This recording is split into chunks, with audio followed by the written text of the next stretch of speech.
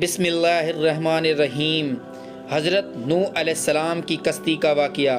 پیارے عزیز دوستوں، آج ہم آپ کو بتائیں گے حضرت نوح علیہ السلام کی کشتی کے بارے میں۔ جب حضرت نوح علیہ السلام کشتی بنا رہے تھے تو ایک مومنہ بوڑھی خاتون روز اللہ کے نبی کے پاس اپنی گٹری لے کر آتی اور کہتی، اے اللہ کے نبی، کب کشتی روانہ ہوگی؟ حضرت نوح علیہ السلام فرماتے، ابھی دیر ہے۔ وہ عورت شام تک بیٹھی رہتی اور پھر اٹھ کر گھر چلی جاتی اور اگلے دن پھر آ جاتی۔ ایک دن حضرت نوح علیہ السلام نے فرمایا کہ اے عورت، جب جانا ہوا تو تمہیں بتا دیا جائے گا۔ اس دوران عذاب آ گیا اور کشتی روانہ ہو گئی، لیکن حضرت نوح علیہ السلام نے اس عورت کو نہ بلایا۔ ظاہری طور پر نوح علیہ السلام کو اس کو بلانا بھلا دیا گیا۔ طوفان نے پوری دنیا میں ہر طرف تباہی مچا دی اور جو بھی اس کشتی میں موجود تھا بس وہی زندہ رہا۔ پوری دنیا تباہ ہو گئی۔ جب طوفان تھم گیا تو ایک دن حضرت نوح علیہ السلام کے دل میں محبت اٹھی کہ شہر کو دیکھوں جہاں سے چلا تھا۔ وہاں آئے اور قریب جا کر دیکھا تو ایک جھوپڑی میں دیا جل رہا تھا۔ حضرت نوح علیہ السلام یہ دیکھ کر چونک گئے کہ روئے زمین پر کوئی ایسا گھر بھی ہے کہ اتنے عظیم طوفان کے بعد بھی جس میں چراغ جل رہا ہے، جبکہ پوری دنیا بہہ کر ختم ہو گئی اور یہ چراغ کیسے جل رہا ہے؟ انہوں نے وہاں تکبیر بلند کی اور وہ عورت سامان لے کر آ گئی اور کہنے لگی کہ یا نبی اللہ، کیا کشتی تیار ہے؟ چلیں۔ حضرت نوح علیہ السلام نے حیرت سے اس کو بڑھیا کو دیکھا اور فرمایا، رکو بڑھیا، کیا تمہیں کچھ پتہ نہیں چلا؟ وہ کہنے لگی، یا نبی اللہ، کیا نہیں پتہ چلا؟ فرمایا، اتنا بڑا سیلاب آیا، بارش آئی، تمہیں کچھ نہیں پتہ چلا؟ پوری دنیا تباہ ہو گئی۔ بڑھیا کہنے لگی، یا نبی اللہ، بس ایک دن بادل گرجے تھے اور کچھ ہلکی سی پھوہار پڑی تھی۔ حضرت نوح علیہ السلام حیران ہو کر آسمان کی طرف دیکھنے لگے اور کہنے لگے، اے میرے اللہ، کیا ماجرا ہے؟ اللہ تعالیٰ نے حضرت نوح علیہ السلام پر وحی بھیجی کہ اے میرے پیارے نبی، اس عورت کے دل میں چونکہ تمہاری محبت تھی اور تم نے اسے پابند کر دیا تھا، اور چونکہ تمہارا اس سے وعدہ بھی تھا کہ نجات کی کشتی میں اسے لے جاؤ گے، تب جب کہ تم نے اپنا وعدہ پورا نہیں کیا، لیکن اے نوح، میں تو تمہارے وعدے کا ذمہ دار تھا، اس لیے میں نے اس بڑھیا تک عذاب پہنچنے ہی نہیں دیا۔ حضرت نوح علیہ السلام کی عمر تقریباً 950 سال تھی۔ وہ جس جھوپڑی میں رہتے تھے وہ اتنی چھوٹی تھی کہ جب آپ سوتے تو آدھا جسم اندر اور آدھا جسم جھوپڑی سے باہر ہوتا۔ جب حضرت اسرائیل علیہ السلام روح قبض کرنے آئے تو پوچھا، آپ نے اتنے سال اس جھوپڑی میں گزار دیے، اے اللہ کے نبی، آپ چاہتے تو اچھا گھر بنا سکتے تھے۔ حضرت نوح علیہ السلام نے جواب دیا، میں نے تمہارے انتظار میں اتنا عرصہ گزار دیا۔ ملک الموت نے کہا، ایک وقت ایسا بھی آئے گا جب لوگوں کی عمر 100 سال سے بھی کم ہوگی اور وہ بڑے بڑے محل بنائیں گے۔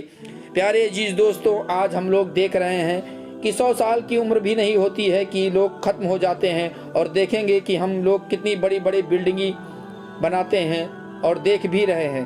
اس پر حضرت نوح علیہ السلام نے فرمایا، اتنی مختصر زندگی اگر میں اس زمانے میں ہوتا تو اپنا سر سجدے سے نہ اٹھاتا۔ اللہ اکبر۔ اور ایک ہم لوگ ہیں جو نماز بھی نہیں پڑھتے۔ حضرت ابن عباس رضی اللہ تعالیٰ عنہ سے مروی ہے کہ اس کشتی کی لمبائی 1200 گز اور چوڑائی 600 گز تھی۔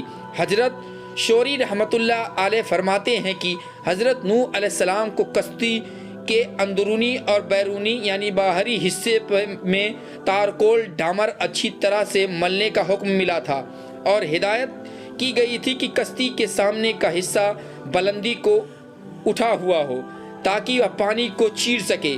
اس کشتی کی اونچائی 30 گز تھی اور اس میں 3 منزلیں تھیں۔ کشتی کے اوپر ایک ڈھکن تھا جس سے وہ بند کر دی جاتی، گویا آج کے زمانے کے مطابق وہ عظیم آب دوست تھی۔ حضرت کشتی بنانے میں مصروف تھے۔ قوم کے سردار آپ کے پاس سے گزرتے تو ہنستے، مذاق اڑاتے، پھبتیاں کستے، یہاں تک کہ کشتی تیار ہو گئی۔ اور جب عذاب الہی کا وقت آیا تو اللہ تعالیٰ نے حکم دیا کہ ہر قسم کے جانوروں کا ایک ایک جوڑا اس کشتی میں رکھ لو، اور جو لوگ ایمان لائے انہیں بھی سوار کر لو۔ حضرت نوح علیہ السلام نے احکام خداوندی کے مطابق سب کو سوار کر لیا اور عبادت الہی میں مصروف ہو گئے۔ پیارے عزیز دوستوں، آخرکار طوفان کے آثار ظاہر ہونے لگے اور دیکھتے ہی دیکھتے زمین کے ہر گوشے سے پانی ابلنے لگا، گویا قیامت کا منظر تھا۔ کشتی طوفان کی پہاڑ جیسی اونچی لہروں پر تیر رہی تھی۔ حضرت نوح علیہ السلام نے اپنے بیٹے کینان کو دیکھا جو ایک اونچے مقام پر موجود تھا۔ انہوں نے کہا، اے بیٹے، ہمارے ساتھ کشتی میں سوار ہو جاؤ اور کافروں کے ساتھ نہ رہو۔ اس نے کہا، ابا میری فکر نہ کرو، میں ابھی سب سے اونچے پہاڑ پر چڑھ جاؤں گا اور پانی سے بچ جاؤں گا۔ حضرت نوح علیہ السلام نے کہا، آج قہر الہی سے کوئی نہیں بچا سکتا، کوئی کہیں بھی چھپ جائے، پہاڑ سے بھی پہاڑ کے اوپر چلا جائے تب بھی نہیں بچ سکتا۔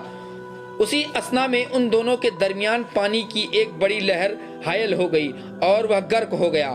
حضرت نوح علیہ السلام نے اپنے رب سے اپنے بیٹے کی مغفرت اور نجات کے لیے عرض کی، اے پروردگار، تو نے میرے گھر والوں کی بخشش کا وعدہ فرمایا ہے، تو یہ بیٹا بھی گھر والوں میں سے ہے۔ اللہ تعالیٰ نے فرمایا، اے نوح علیہ السلام، وہ تیرے اہل میں سے نہیں، کیونکہ اس کے اعمال اچھے نہیں ہیں۔ طوفان نوح میں پانی کی لہریں اس قدر بلند تھیں کہ انہوں نے روئے زمین کے تمام پہاڑوں کو بھی چھپا لیا تھا۔ زمین پر کوئی بھی چیز زندہ سلامت نہ تھی، سب کچھ نیست و نابود ہو چکا تھا۔ پیارے عزیز دوستوں، حضرت نوح علیہ السلام کی پہاڑ نما کشتی تھی جو اللہ کی مدد سے پانی کی بلند و بالا بپریت خوفناک موجوں میں تیرتی پھر رہی تھی۔ حضرت ابن عباس رضی اللہ تعالی عنہ سے روایت ہے کہ کشتی میں 80 اصحاب تھے اور ایک کے ساتھ ان کا کنبہ بھی تھا، اور یہ لوگ کشتی میں تقریباً 150 دن رہے، اور اللہ تعالیٰ نے کشتی کا رخ مکہ مکرمہ کی طرف پھیر دیا تھا۔ کشتی 40 دن بیت اللہ کے گرد چکر لگا رہی، اس کے بعد اس کا رخ جبل جودی کی طرف پھیر دیا گیا جہاں وہ ٹھہر گئی۔ پھر حضرت نوح علیہ السلام نے اہل زمین کی خبر لینے کے لیے ایک کوے کو بھیجا۔ کوے نے زمین پر مردار دیکھا تو ان پر جھپٹ پڑا اور تاخیر کی، جس کی وجہ سے کبوتر کو بھیجا۔ کبوتر ایک زیتون کے پتے کو لے کر آیا اور اس کے پاؤں کیچڑ میں لتھڑے ہوئے تھے، جن کو دیکھ کر حضرت نوح علیہ السلام نے اندازہ لگایا کہ زمین خشک ہو چکی ہے۔ حضرت نوح علیہ السلام جودی پہاڑ سے زمین پر اتر آئے اور ایک بستی تعمیر کی جس کا نام سمانین رکھا، یعنی 80 آدمیوں کی بستی۔ اسی دوران ایک مرتبہ صبح کو اٹھے تو ہر آدمی کی زبان بدل چکی تھی، یعنی 80 زبانیں ہو چکی تھیں۔ لوگ ایک دوسرے کی زبان نہیں سمجھ پا رہے تھے تو حضرت نوح علیہ السلام ہر ایک کی ترجمانی فرماتے۔ حضرت قتادہ رضی اللہ تعالی عنہ فرماتے ہیں کہ قوم نوح علیہ السلام کے افراد محرم الحرام کی 10ویں تاریخ کو کشتی سے باہر آئے۔ چنانچہ حضرت نوح علیہ السلام نے ایک نئی بستی بسا کر دنیا کے کاروبار کو جاری و ساری کیا، اس لیے آپ کو آدمی ثانی بھی کہا جاتا ہے۔ اللہ تعالی ہمیں نیک زندگی گزارنے کی توفیق عطا فرمائے اور ہمارے گناہوں کو اللہ تعالی معاف فرمائے۔ پیارے عزیز دوستو، اگر یہ سچی کہانی آپ کو اچھی لگی ہو تو ویڈیو کو لائک کریں، چینل کو سبسکرائب کریں۔ تب تک کے لیے خدا حافظ۔